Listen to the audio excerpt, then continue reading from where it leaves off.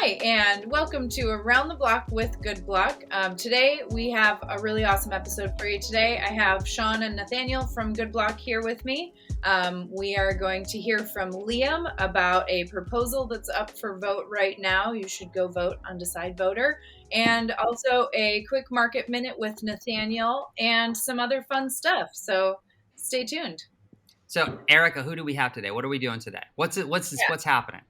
This time we're doing a new segment where we are going to feature proposals, amendments, cool. Anything that is for vote on the Telos blockchain that you should use Decide Voter to vote vote on.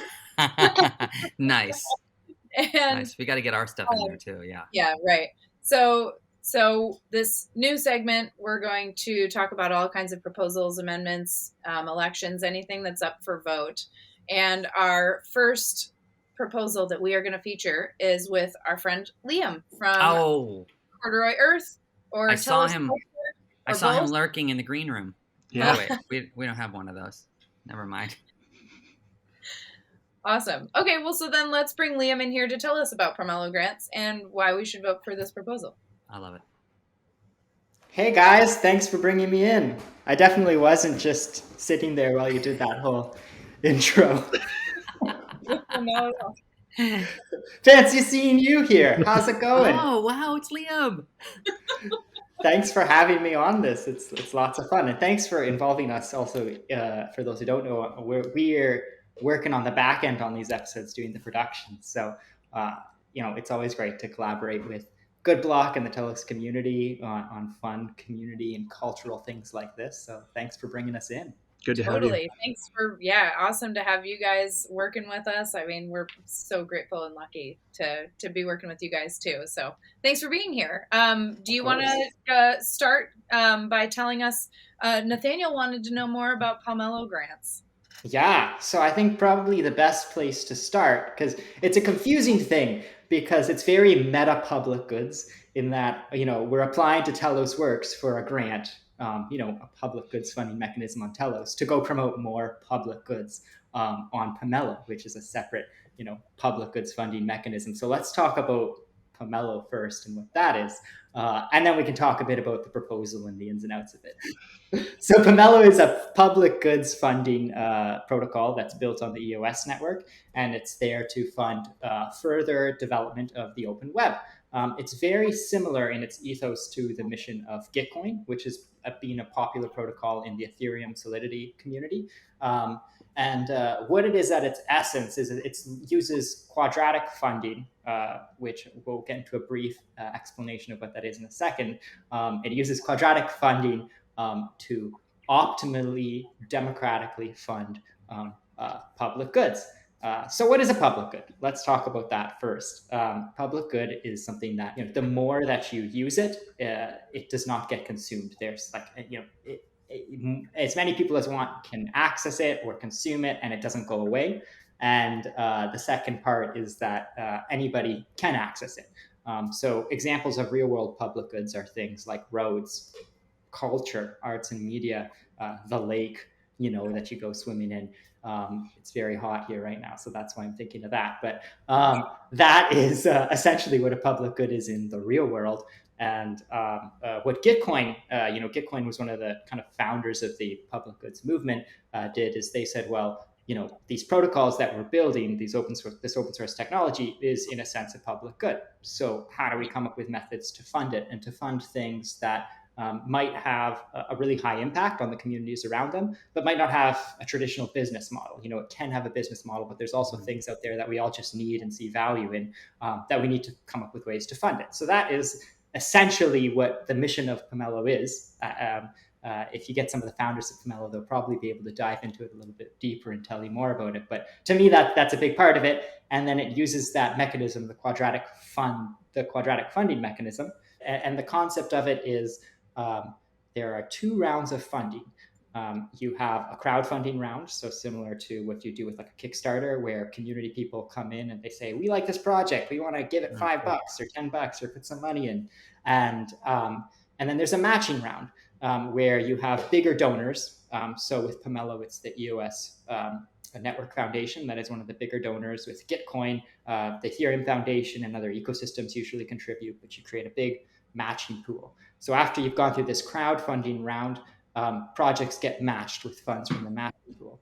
But what's very cool is that quadratic funding mechanism. So what it does is it creates the most optimal way to mathematically optimal way to fund things. It looks at the amount of individual people who have contributed to a grant and weights that higher than the amount of money that was raised during that crowdfunding round. So, for example, if a project raised $1,000 from 10 people, it would get way more funds than the project that raised $2,000 from 2 people. So it is a very cool mechanism to look at the market demand, essentially, of a good, and use that to value, as a way of valuing how much funds that it needs. It gets away from the one token, one vote, and more to the one person, one vote kind of mission. Oh, I like that. Yeah, and here I was just thinking it was a fruit. It is a very tasty fruit, I hear, as well. If people want to learn, if you're still curious about quadratic funding, there's a great site. WTF is qf.com. And you can head there and play with a tool that lets you kind of experiment with, quadratic funding and how you could lay out different grants and donate to it and how they would be funded. What was the website again? WTF is qf.com. What the is quadratic funding? Can I cuss on this show? That's what I heard. Oh, good. I'm glad I'm not losing my hearing. So that's Pomelo Public Goods and quadratic funding in a nutshell. That's awesome. That's fantastic. Can you tell us a little bit about your specific proposal, your specific grant that you're seeking? That would be awesome. Meta Public Goods, Telos Works, that's a funding body for the general public of Telos to go forward and say, hey, we want to do something cool for the Telos community. Do people want to fund it? And so this is where our proposal sort of came from. We pushed a proposal forward. We used the lovely Decide Voter mobile app by GoodBlock. Nice, like that. Submit it. What we're basically trying to do is create a big community initiative where we get as many members of the Telos community, projects, initiatives to go and get involved in season 3 of Pomelo.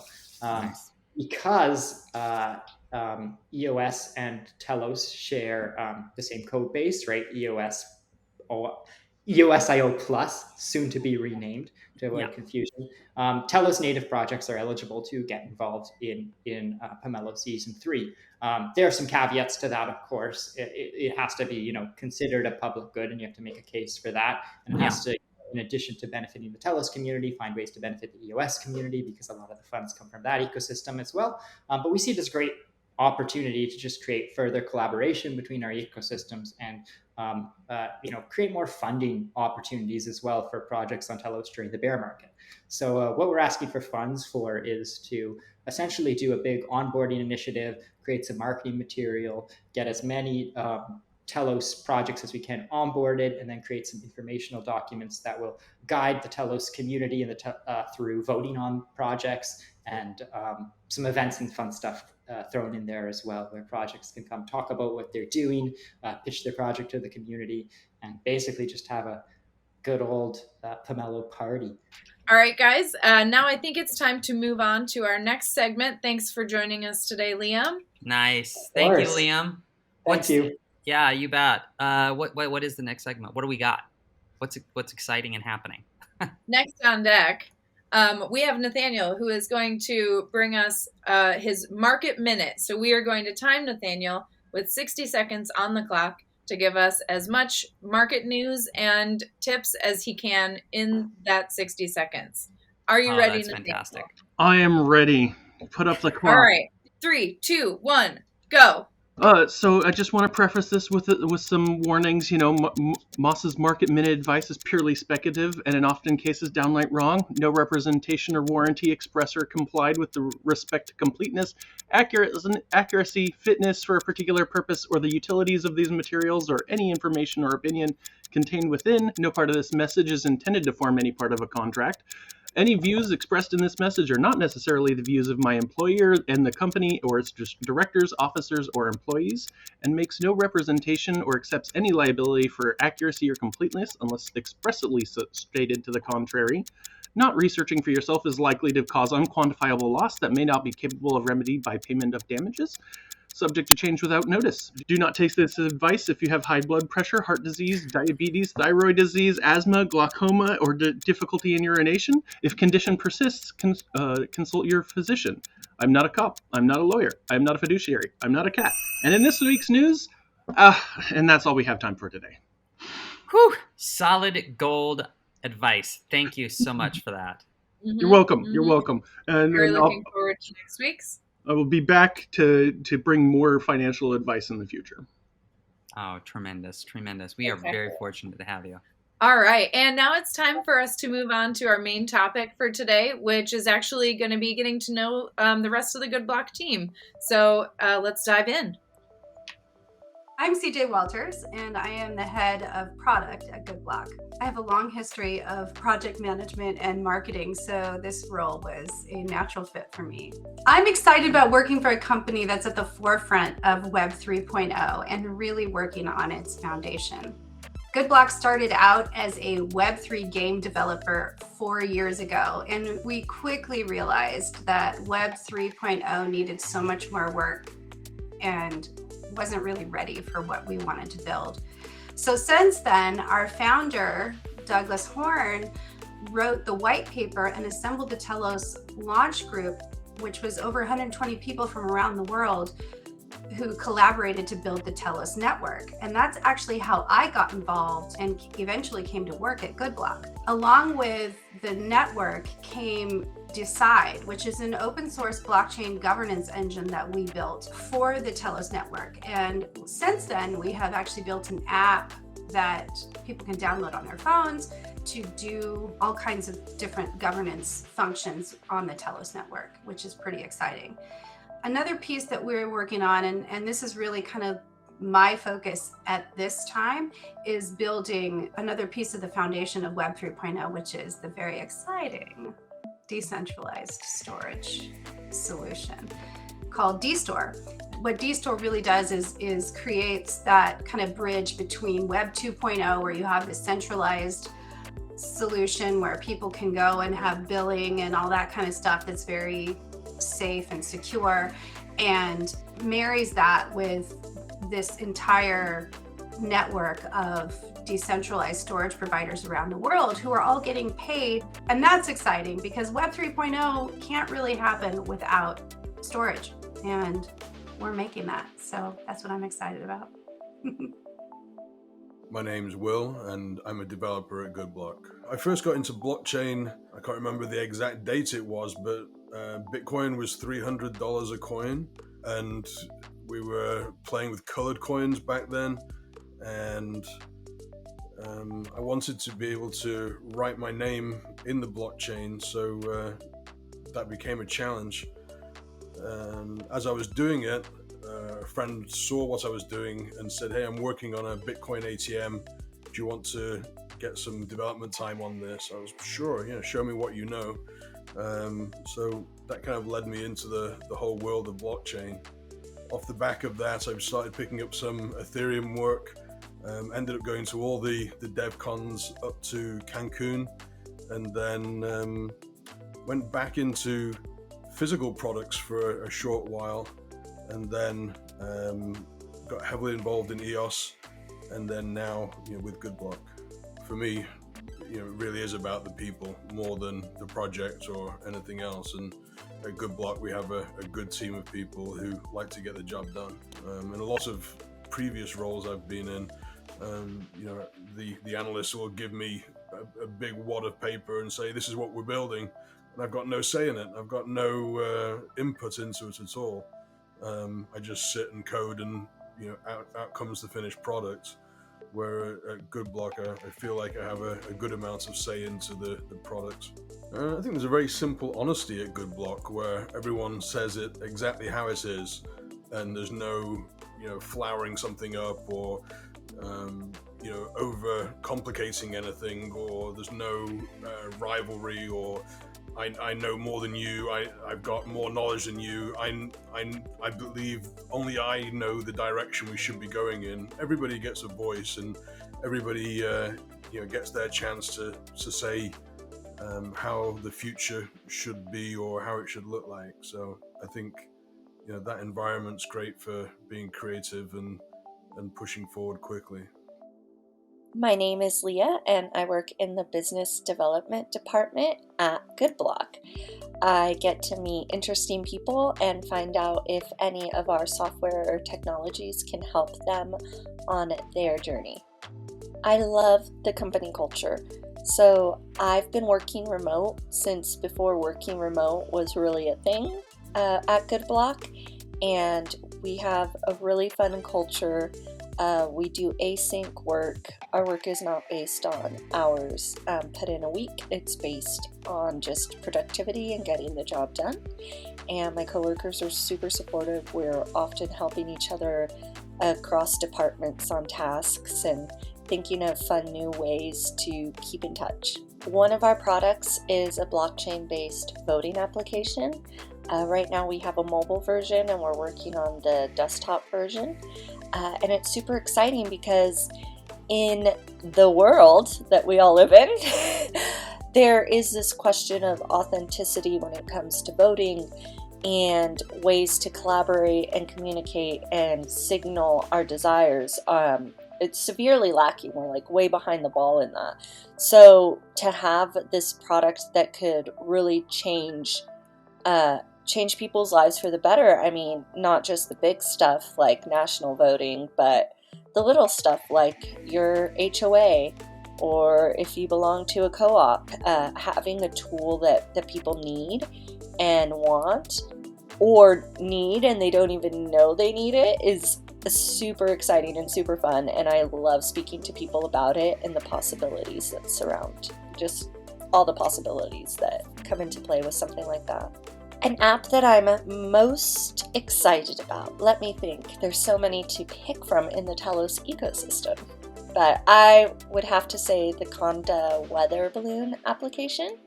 Conda Weather is working, or has already working, an IoT Internet of Things product that launches weather balloons with sensors in the sky to record the weather and record it on the blockchain, the Telos blockchain. This may seem like a big, but why? But Nicholas, their CEO, I've had the pleasure of speaking with him.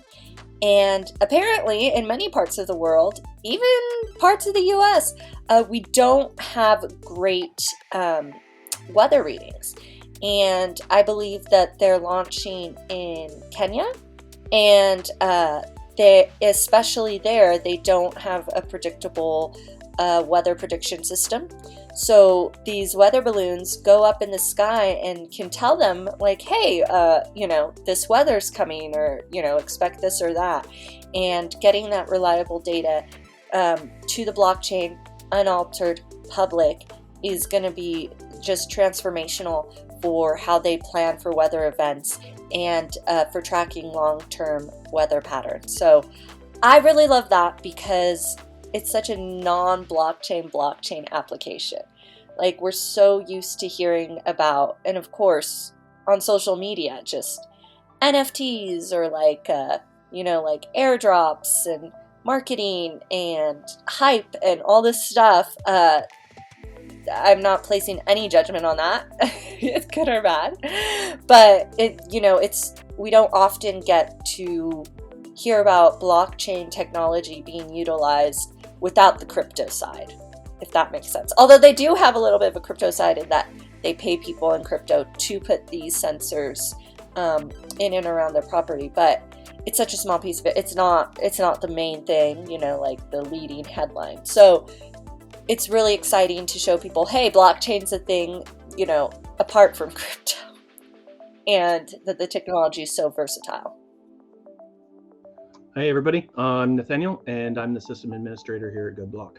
I run the nodes and I run the different hard servers that all the programs like dstore and Decide Voter run on, and also working with developers to make sure that their programs run great on our hardware. I also work on the block producing node for Telos, and probably for some other chains. So we develop the hardware and I run the systems.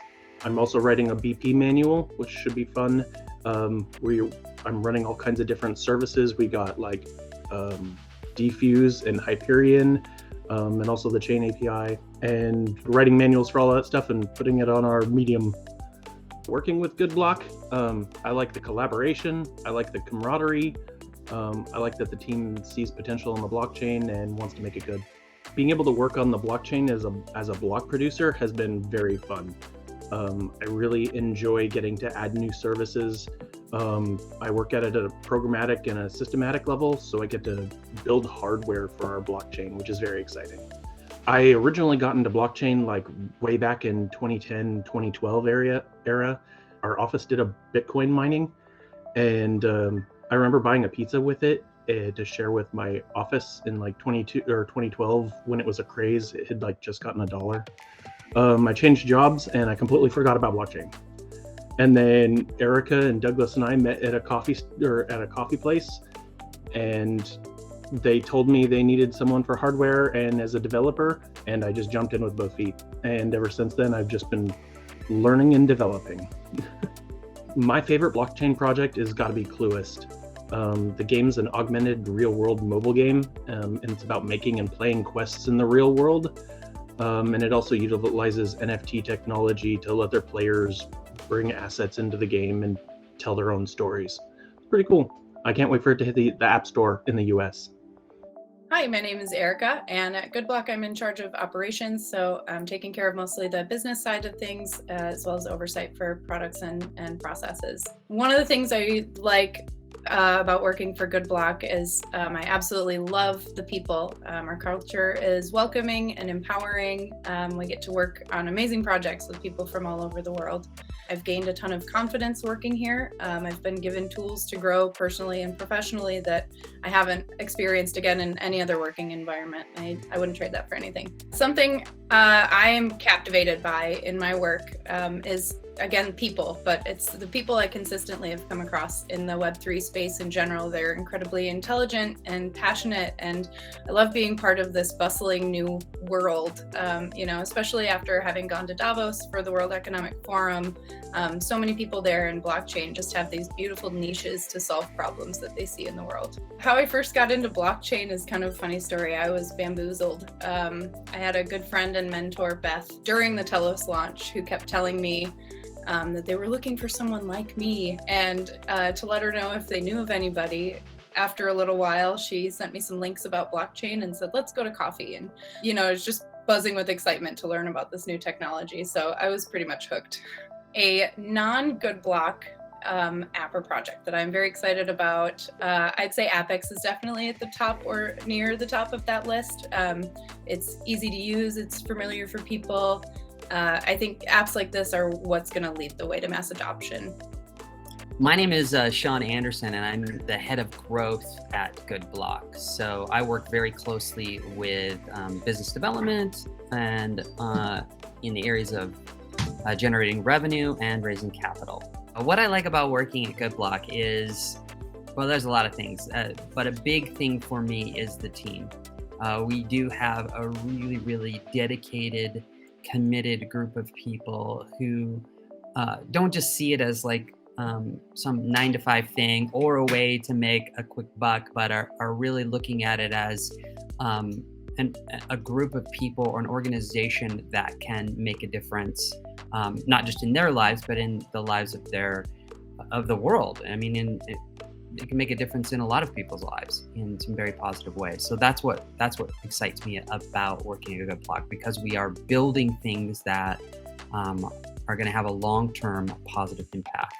What I'm working on at GoodBlock that kind of energizes me or gets me going every day is the fact that we are creating opportunities for people and their future. Whether I'm trying to raise capital or whether I'm generating revenue, I'm helping GoodBlock tell their story.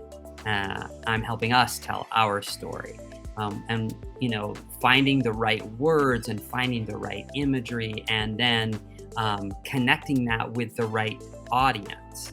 And then oftentimes I'm in the position where I get to articulate that story and articulate that message to that audience. So whether it's an app or an organization or someone who's looking for one of the solutions that we're providing, or whether it's someone who's thinking about GoodBlock from an investment opportunity and the different things that we're building, I love being able to help give people that message that will turn the light on and get them excited as we are excited about that amazing future that's out there.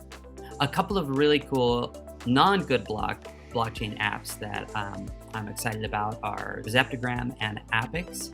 I would also say that I'm pretty excited about what is happening with, not necessarily an app, but what's being built collectively or as a community-wise through the EOS coalition, which is Telos, Wax, UX Network, and EOS. That EOS IO coalition that's coming together to kind of figure out how we can, as a community, work together to make people aware of the incredible opportunities that are a part of all of those chains that are using that same, they're all using that same open source ESIO software. And some of the ideas and some of the opportunities that are going to come out of that are very, very exciting. And I think it's exciting not just for Telos or the individual chains, but also for all the apps and companies that, like GoodBlock, that are connected to those chains as well. Hey, I'm Douglas Horn. I started GoodBlock, and then I pulled together a cool group and started Telos. And very, very excited to be doing what I do every day. I love working at GoodBlock every day because this great team that we have together, everybody who fits into the GoodBlock model is very entrepreneurial on their own. They don't want or need any micromanagement from me, and often no management whatsoever. We all know what we're trying to do. We all are working for the benefit of the company. We all have a stake in the benefit of the company and the products that we put out. And so you don't have to tell anybody or, spend a lot of time figuring out what a person's doing. Everyone comes every day and just brings it and does awesome things without having to ask first. And I love it. I'm interested and excited about everything we're working on at GoodBlock. And, it's no surprise because that's kind of why we're working on these things. The things we chose to tackle were not easy, slam dunk, make a bunch of money kind of things. There are things that somebody had to see the value of, the vision of, the future value of these things, and say, you know what, even though everybody else thinks we're crazy, we're going to build because in 3, 4, or 5 years, the world's going to definitely need this, and we don't want to start then. So that's why we've worked so hard on decentralized storage. With dStore, it's incredibly important. That's why we started Telos and work on it to this day very hard, all the time, because the world doesn't necessarily see the immediate value of that, but we see it. That goes for governance. I think governance is incredibly important, and nobody's thinking about it at all. That's still sort of kind of ahead. People understand, oh yeah, decentralized storage, that's cool, but nobody's quite getting to the point where they're seeing the big scope for decentralized governance tools. But we're already having the best one out there in Decide Voter. So I feel excited about that. And then there's so many other things. We're really sort of an innovation lab in the blockchain and Web3 space. And the biggest problem I have probably is getting excited and committed to too many projects, more than we can churn out in the time with the resources we have. So I'm hoping that those resources expand and we can tackle some of the other things. I still think there's things that we're 3 years ahead of everybody else on that we just can't focus on right now, but I'm excited for when we can. There's so much stuff happening around GoodBlock and Telos, and there's a lot of apps that I'm not involved in at all that I'm really excited about. So one of the things that happens a lot in Telos is somebody comes in, they have an idea, or they want to engage, or I've heard about their project and said, hey, you guys should come on and talk about Telos and look into this. So I actually kind of have a teeny bit of involvement in a lot of things that are happening on Telos, from Apex and Zeptogram and Cluist and Condo Weather and a number of things that people probably know about. So a lot of people come to me for some thoughts or whatever, and where I help where I can. So I'm kind of involved in everything or close to everything at some very low level, and I'm excited about everything. It's fantastic. Well, that was fun. Now let's get on to our biggest topic of the day, which is, well, maybe not, but it is crypto BS time. I'm going to kick it off with what I think is some BS. I think, actually, I'm not sure if it is BS, and I'm not really that surprised by it, but OpenSea has laid off 20% of their employees. That doesn't surprise me at all. In this market, where we're at right now, with where I think generative collection NFTs, they may have had their place, and maybe they'll continue. But that's kind of the bread and butter of OpenSea. So it's the BS is that it's a bummer for the employees. Yeah, for sure. So a lot of tech companies are unfortunately going that route right now, right? Yep. But do we see any similarities in companies that are having issues, right? We know Coinbase is having some problems as well. Yeah. This whole 3AC shenanigans. It's rough out there. Yeah. And that hurts, especially the little guys. I've been in that position before, where you're at a smaller startup or a small company, and the market turns, and you kind of in a stuck position, and so that sucks. You got to tighten those belts. I mean, when you don't have a lot of money coming in, you've got to make sure that you can survive the crypto winter, right? So, or an economic recession even.